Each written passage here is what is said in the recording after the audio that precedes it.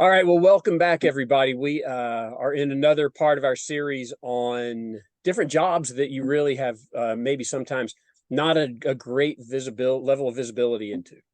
So with me today is Chris Schwartz. Chris is a senior producer of Good Morning Football, and it's an Embassy Row production that is delivered through the NFL Network. So, Chris, thank you for joining us. And I know, that world of media and TV. I think everybody consumes a lot, but they may not know really, what goes into it. And I think that maybe as kind of a tee up, it would be good to let people know there are a lot of production companies out there that create content that gets purchased and delivered by different, outlets, whether it's the NFL Network or CBS or NBC or wherever. They're bringing content in, and you work for a company that creates some of that, correct? Correct. Yeah. Embassy Row does a few sports things. They also produce Watch What Happens Live with Andy Cohen. They produce like a soccer show called Men in Blazers. It's all over the place, and they just sort of they develop and produce the shows, and then sort of shop them around to networks that want to pick them up. Cool, Top cool, Chef. cool. Okay. Yeah. So maybe a good place to start is, just tell me what do you do as a senior producer? Just give us a little flavor for that. Sure. So, sort of on a day-to-day basis, it's sort of steer and create the editorial direction of the show. What sports stories are we going to talk about? What conversations do we want to have throughout 3 hours of a television show?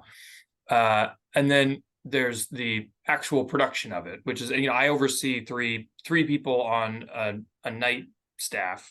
There's many more on the morning staff that work, from the crack of dawn. But so I oversee a production staff of 3 or 4 people that produce roughly 2 hours and 40 minutes of content per day. Okay. So they're kind of teeing up the stories that your personalities are going to talk about. Yeah. And so how does it differ from the director? The director is purely like a technical position, let's say. So like in the control room, you've got 5 cameras pointed at a table of hosts with 4 people on the outside. There are, let's say 5 cameras, 6 cameras around. The director's saying, take camera 1, and camera 1 points to host number 1. Take camera 2 points to host number 2. Get ready for that video. Here comes the video of Patrick Mahomes, running through the tunnel. Now we have a soundbite from Andy Reid talking about their win last night. Let's take the soundbite of Andy Reid. So they're sweating out that intense moment to moment thing while you're kind of overseeing the bigger picture, right, making sure that the content is what's the topic at hand and viewers are going to want to hear about. Right, and just in general, the job of a producer is to just, this is a broad strokes kind of statement, but you just prop up the talent on air, make them look and sound as good and smart as you possibly can. Okay, that's in short what the job of a producer is. All right, and so you must have people that are out there doing, research to say, hey, this looks like a story that's going to blow up. We need to be in front of this, or hey, this is something really interesting that's not being talked about elsewhere. So you've got people that are uncovering those things, and you're sifting through it and figuring out, all right, is this stuff, really where we want to go?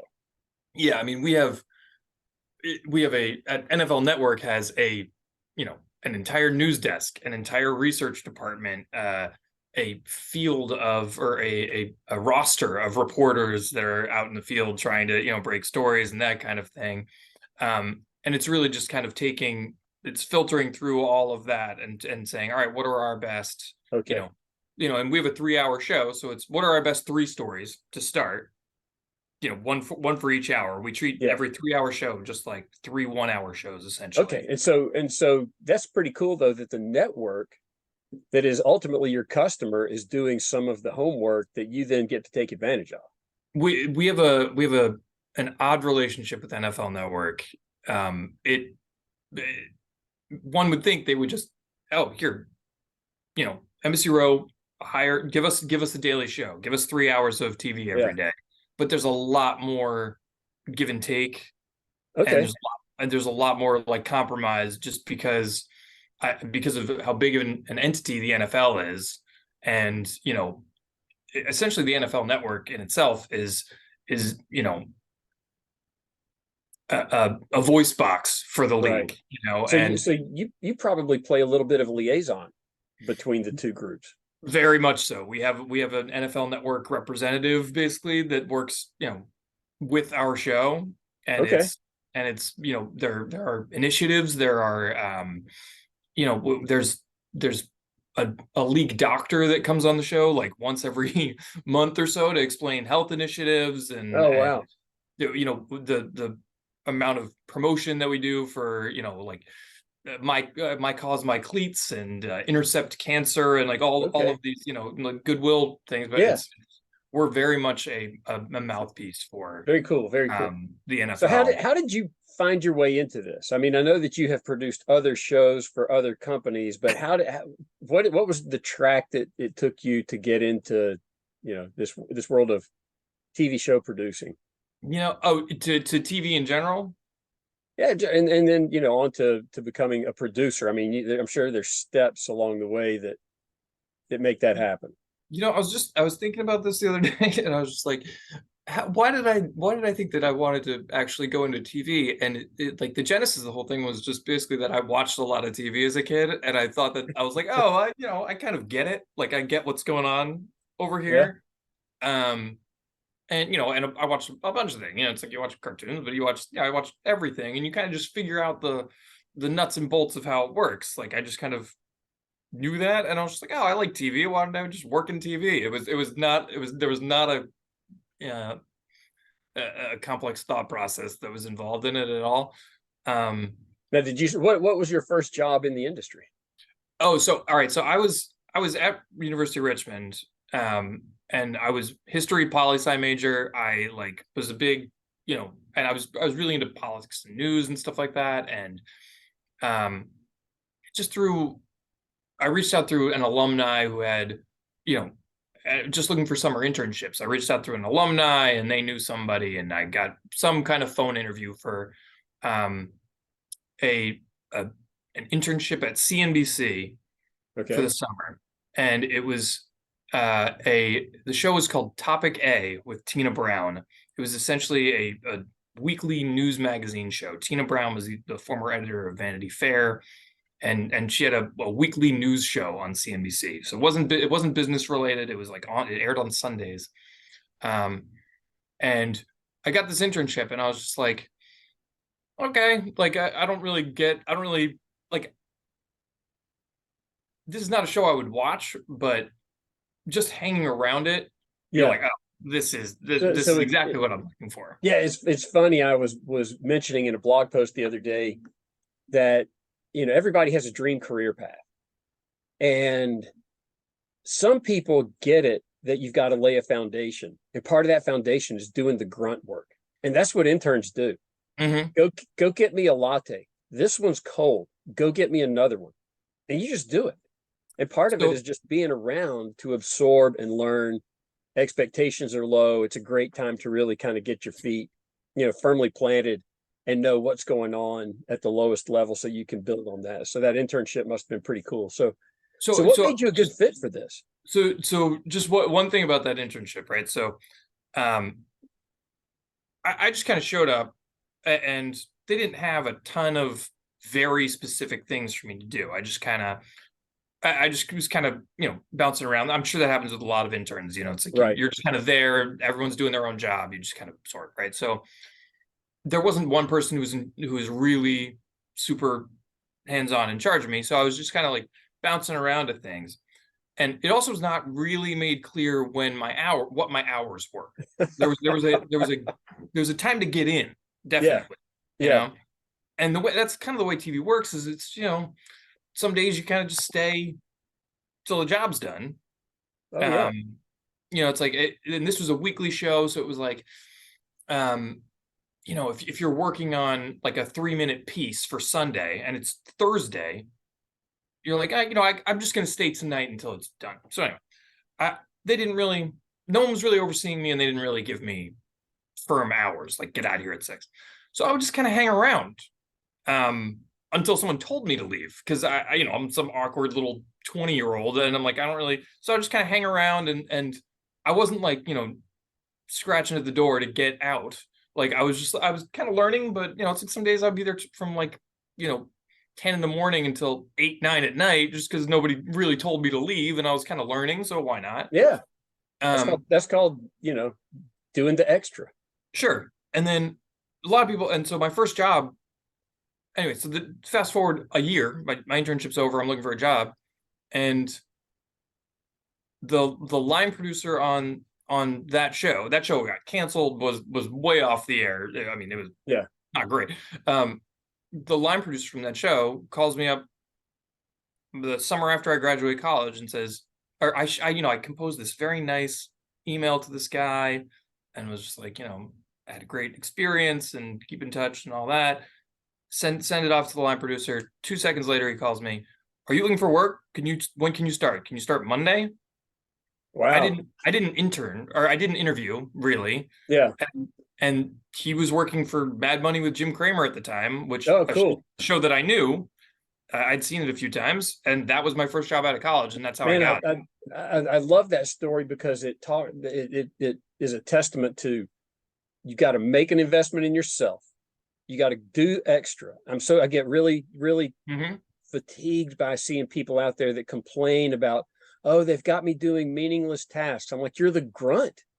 That's where everybody has to start and learn that Mm-hmm. stuff. And if you feel like that's beneath you, you're going to have a hard time making it in any job. It's so So, fun. I was just talking about this with our intern who started last night on Good Morning Football, started for the season. And uh, you know, one of the things that, it's like you have to, in TV, you pull sound bites from people. Part of it is that you want those sound bites transcribed. You want them typed out word for word. And as an intern, I did so much of that. They would just, because that is the definition of grunt work. Listen and yeah. type. Oh, Listen and type. absolutely. And I did so much of that. And I was telling our intern last night, I was like, I'm awesome at transcribing, because that's what I did for, half of my job for 3 months was transcribing things. She's like, oh, I hate it. I'm like, yeah, well, that's what I did when I was 20, and I'm excellent at it now, Yeah. because you're listen and go, listen and go. And And it's okay that you hate it. It still has to get done. yeah, somebody's gonna do it. So what skills have you developed on this job? Oh man. To sort of paint in like really broad, broad strokes. I mean, your level of like professional patience really has to, you have to have a very high threshold for being patient with people. Like something about working with, and I was literally just saying this to our intern last night. I was like, one of my old bosses told me that talent relations is one of the most important parts of being a television producer. You just have to know you have to deal with talent all the time. Oh, because I'm sure you've got 4 people on Good Morning Football. That's 4 egos that are all having to get stroked in a different direction. Yep, they all have different preferences. They all want their way. They all want their time on TV. I mean, these are, yes, they're human beings and they're employees, but they are what makes the ship go. Right. So, and the amount of times you just kind of have to swallow it and say, all right, this is not a good situation, but I'm going to work through it. I'm going to make the best out of it, and just deal with unreasonable things all the time, and just make it work. Like making it work is a huge part of being a producer. You just make it work. Here's 5 things, make it all work. And I mean, that was where starting my entire television career on Mad Money with Jim Cramer, the guy who makes his reputation for being like manic and and a little off the wall, was an excellent education in that. This is not going to be easy to deal with talent all the time, but that's a huge part of the business. And those are great And skills to have, man. Those people skills are not easy to come. It just is experience. It has to happen, and you have to absorb it, analyze it, tweak, make sure that you're remembering how things have gone and how you need to adjust. Mhm. So And that's in every single day. I mean, like even like this week, let's say, like this is an annoying thing. It happens all the time. But like it's, you'll come up with a plan for 15 segments, let's say. You'll send out that plan at 5 p.m. 8 p.m. the first time a host is even looking at it, just because they didn't open their email. You're already so far down the line working on it. Like, yeah, why did we phrase this way? Why do we do this way? Can we change this to the? It's just like, okay, that happens. Like, yeah, and I get it. I think in a normal professional environment, if like a coworker, if you ask a coworker to do something and they don't get back to you for 4 hours and they want to change every single thing, you'd get probably mad and make an issue out of it or something. But it's just like that's like there's a level I of get like that. professional patience that you have to. So when you went from internship into that real world of producing, any preconceptions that you had that you found out later were like, wow, was I wrong on that? Oh man.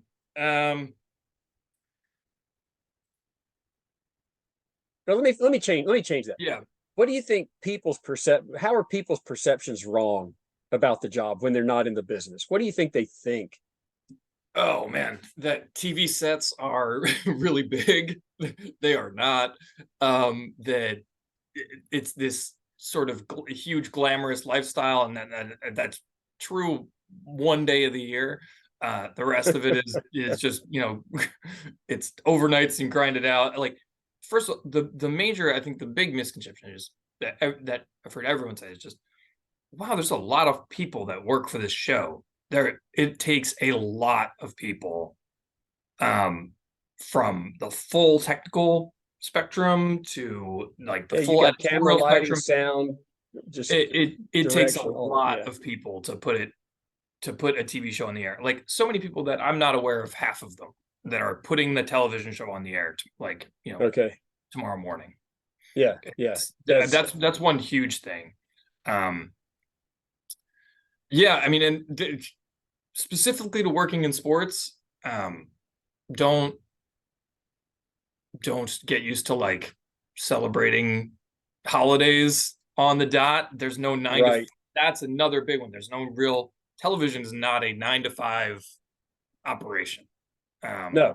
And like you said, it's one thing, when everybody has a pyramid organization, they roll up to bosses that may be peers. There's always somebody that's there that can adjust on the fly, make decisions, make the tough call. But when you're dealing with personalities, I mean, those personalities that are on screen, those are your product. Those are the people, while they're also employees of the show, those are people that, like you said, they can make a call. And the last thing you want is for them to kind of be emotionally flamed out because it didn't go their way, so you've got to massage that. Yeah, that's a lot. And like I said, man, if they don't read their email till 9 o'clock, they don't care that you're not on, that you're at home having dinner, So our researcher sadly is the guy who works the latest every night because he can't start his work until he knows the sort of the full, or not start, but he can't finish his work until the full scope of what we're talking about is not nailed down, and he can start providing all these like helpful research and stuff like that. And he's always complaining to me, and rightly so, because it's his job, but rightly so. He's always complaining, man, if we could just get the hosts to answer earlier, to respond earlier. Right. I mean, I'm like, buddy, it's been 4 years, like 5 years you've been on the show. It's like there's only, we've tried, and I got news for you. We've tried a bunch. It's like live TV has been around since live TV has been around. I mean, since TV has been around. So everybody's been dealing with this for a long time. So let's shift gears for just a second, because we're trying to paint a picture here for people that think, oh, that might be something I'd like to do. From a pay structure, strictly salary? Do you get bonuses? How's this typical pay set up? I've been working for big corporations in TV basically since I Mhm. started. It's been like I worked for NBC Universal that turned to Comcast, through the NBC structure, and NBC Row is owned by Sony. But in my TV has always been it's always been yearly, but chopped like Mhm. yearly salary. Actually, now that's actually not true. I was NBC Universal was a yearly salary, and now I'm paid bi-weekly. It's like this NBC Row is a much different animal than Okay. So it kind of if you're depends working on if for. it's big company, small company Yeah, I mean, kind of thing. and technically, I'm the way that, and this is getting way into the weeds, but the way NBC Row is structured is that, um, you know, Embassy Row.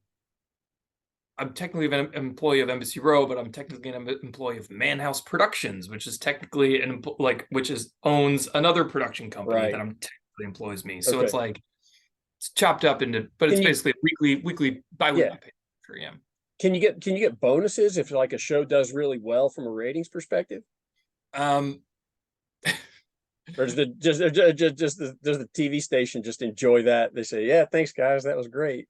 yeah, I mean, not to be this guy. I've won now 3 Emmys and the only thing that has monetarily that's been affected is my own wallet buying the statues. So they're just like, oh, thanks, good job, guys. Yeah, that's crazy. So what's the difference in a top performer and somebody that just washes out and can't get it done? you know that's interesting because I've worked with a bunch of people, especially not in Good Morning Football in my previous job, that um I worked with some people I thought were actually pretty good producers, and they just kind of washed out. And they're one of them's selling real estate, the other one's selling insurance. Um, I honestly think the grind of especially like a daily television show Hmm. can just really like wear people down. Like I think it's mostly like fatigue. You really have to kind of enjoy putting 3 hours of content or an hour of content on the air every day, and then wipe the slate clean and start it again. Yeah. Um, What about for somebody that's like producing something that's a weekly taped like a sitcom kind of thing? sure. Yeah, I mean that the problem with that is like the other thing that I think a lot of people, this is sort of a double answer to your previous question and Yeah. this. It's like I have been so lucky with stability in my career. TV is not stable. Um, just it's more of like a gig economy.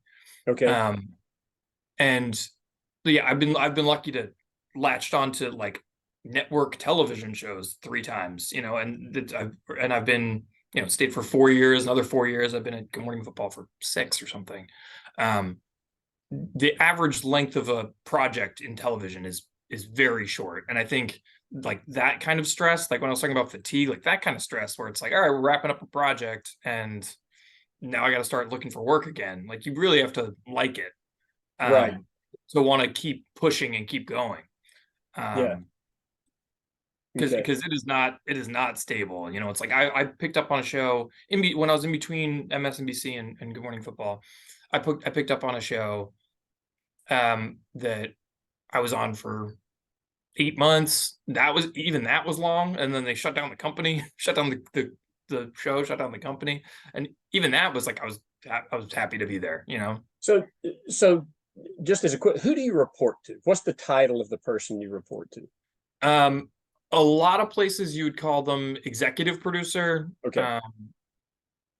I guess technically our show calls them showrunners, and we have two Okay. of them. Yeah. So at the end of the year, you sit down and they say, it's time for your review. Let's talk about how things have gone. Mhm. What kinds of things are they talking about? How do they measure how well you've done? You know, there's definitely not point system. There's not say. I mean, there's no sales So it's numbers just to really point to. subjective.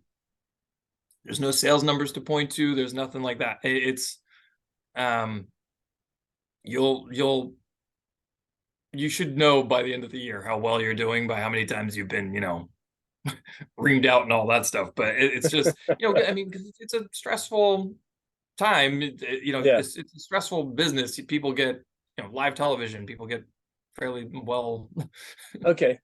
So disciplined. you Yeah, say, it's in all my yearly reviews. They've especially at Good Morning Football. It's sit down for 5 minutes, Chris. okay, We love you. well, that's nice. That's it. Yeah. Yeah. So, you talk about the stress and the lack of stability, that it can be like a gig economy, but if you love it, those things are okay. But even for somebody where the job is good, there are times where it sucks. And so when does life, in the TV world suck for somebody that's really good at what they do? Um, you know, the hours are unavoidable.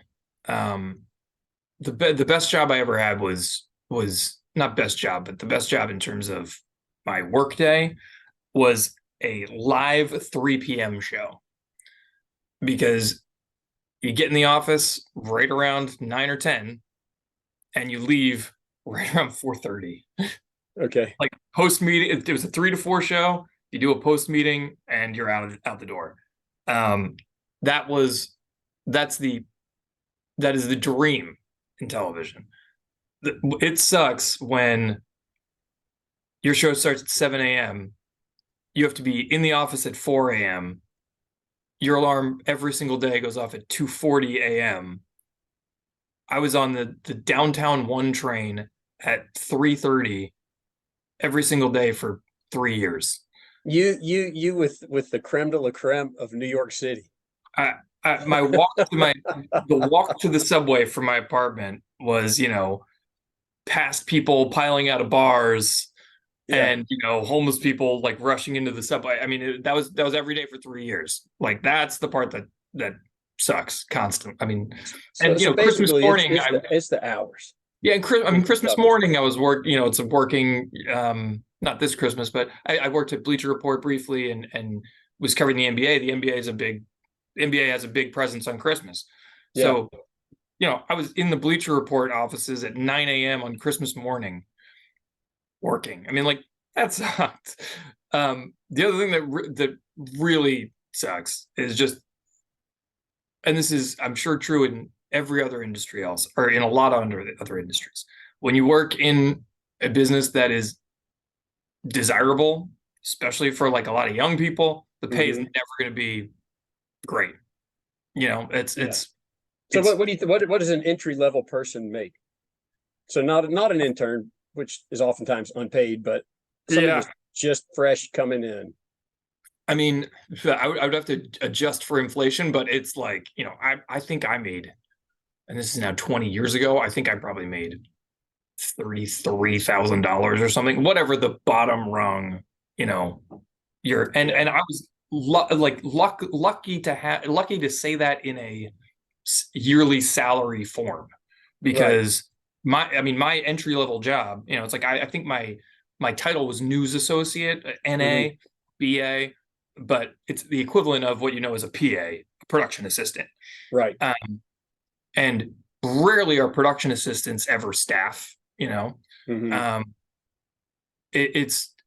was lucky enough to, normally it's, day rate, weekly rate for a PA or something like that. But I mean, it's PAs you could are get paid whatever the bottom rung is, as not much more than serving fries, to be honest. Yeah. Yeah. But like you said, in the industries that are desirable, especially if they have any level of creativity around it, I think that a lot of young people want to get in. They envision it being, glamorous and, exciting. And I think a lot of times they feel like, wow, if it's creative and I just get to draw, or I get to, do computer generated graphics or whatever it is, that there's less stress. And what they don't know is part of that stress is you've got people up the chain that are saying, I've got 10 people knocking on my door every day that are qualified to do your job. So if you don't come in there prepared to go the extra mile, do the grunt work without complaining, and be happy about it, they will very quickly find somebody else that brings that value to the table. So, I mean, so right. So like, where would you say is the most desirable place in sports to work? Like, just off the top of your head, like if you're working in sports Well, TV, for me personally, it would be College yeah. Game Day. Yeah, but I mean, ESPN, ESPN, the Yeah. worldwide leader, right, would be the most you'd think would be like the greatest place to work, right? First of all, it's in Bristol, Connecticut. Yeah. Not close to anything. Yep. But you know, working in sports, you work with a lot of people that have worked at ESPN. Sports is not a Sure. big world. I have not, but I've worked with a lot of people that worked at ESPN.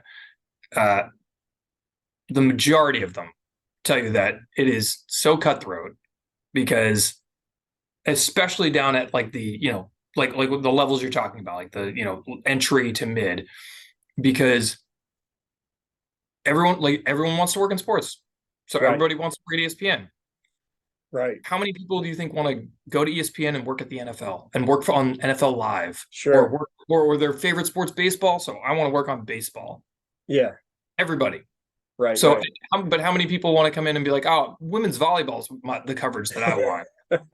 Not many. So it's like all the people on women's volleyball are trying to get up to the baseball gig. All the people Right. on, you know, the pickleball tournament that I watched last night, they're trying to get on the NFL show. You know, it's like it. So I've heard to a man at ESPN, it's so cutthroat. Everyone think just about wants... it. It's going to be that way at every media company. Pixar, Disney. You know, take your pick. It's a high level of desirability, at least from the outside looking in, which is one of the reasons we're doing these kind of videos, is so that people can see behind the scenes, you know, what's really great and what's not.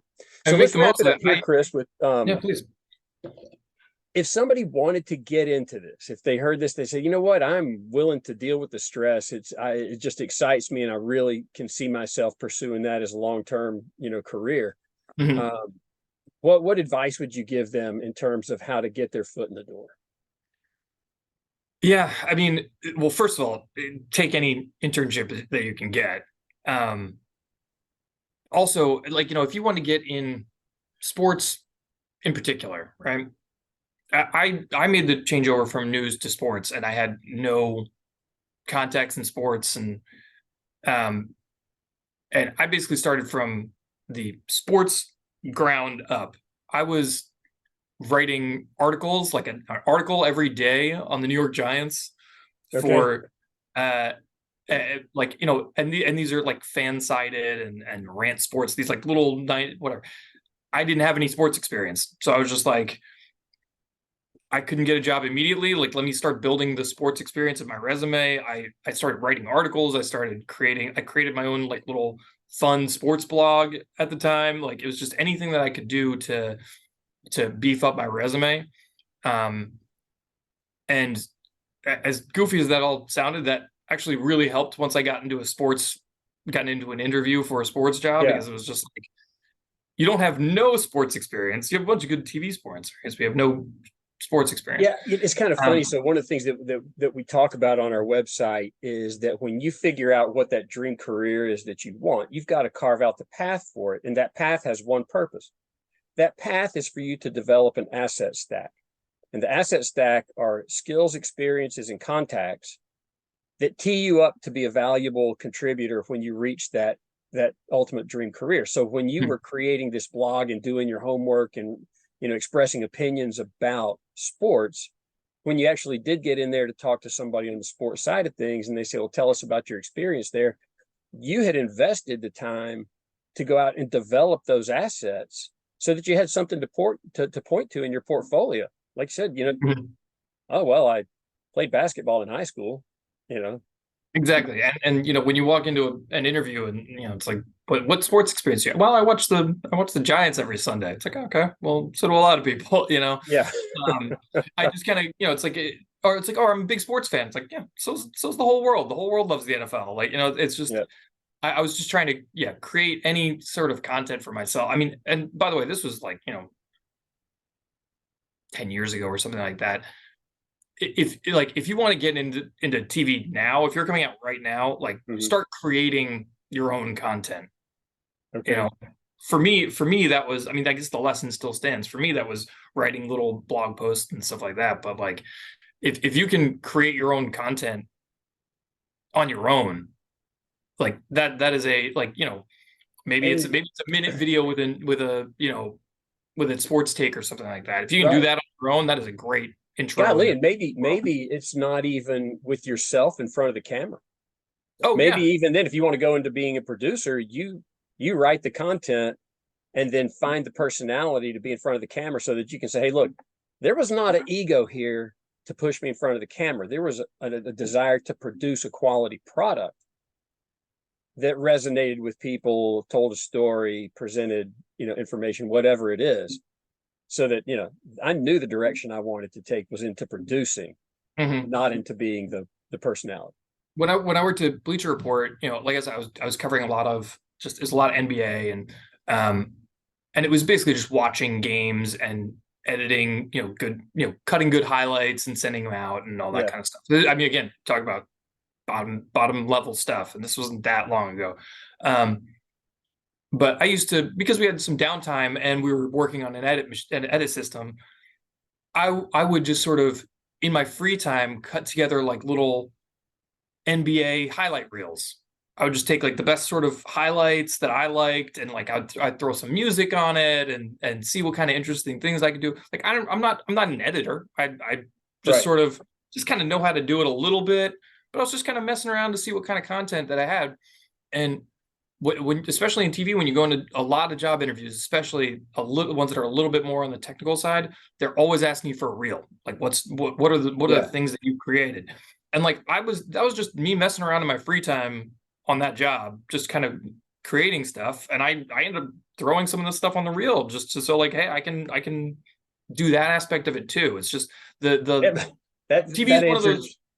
TV is one of those things that's like you know, I'm sure they say this everywhere, but TV is, the more you can do, it is super helpful. Right. Well, but it also answers their question. What do you do in your free time?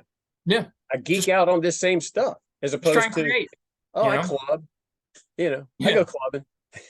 So, and it's just creating, especially now with like such a digital, you know, it's like everything is so digital.